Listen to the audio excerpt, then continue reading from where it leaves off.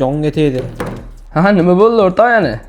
O'zimni kompyuter yig'dirmoqchi edim. Instagramga kirib kompyuter yig'diradigan profilga kirsam, bittasi parametrni aytadi, narxni aytmaydi. Bittasi narxni aytsa, parametrni aytmaydi. Jinnixona bo'lyapti Instagram ham. O'shaning uchun maslahat qilish kerak-da o'rtoqlardan. Xullas kecha akam montajga bitta cho'tki kompyuter yig'dirib oldilar. Malikadan o'rtoq Prosonic 100 dan. Nimaga aynan u do'kondan yig'dirildi desang, xohlaganingdagi konfiguratsiyalari bilan kompyuterlarni reklama qilishadi. Undan tashqari profildagi shapkasida Telegram silkaligini qoldirib ketishgan. U silkadan Telegramga o'tsang, sen xohlayotgan hamma narsani narxlarini yozib qoldirib ketishgan. U yerda bitta kompyuter sborka yig'ilmaydi. U yerda polniy kompyuter jihozlari birinchi qo'ldan ola olasan. Aytgancha o'rtoq, shunda uying oldida 3-filialligini ochishgan. Abay ko'cha Karzinkan to'g'risidan. Shunda uydan chiqasan, kompyuteringni yig'dirasan, uyingga qaytarib olib kirib ketirasan.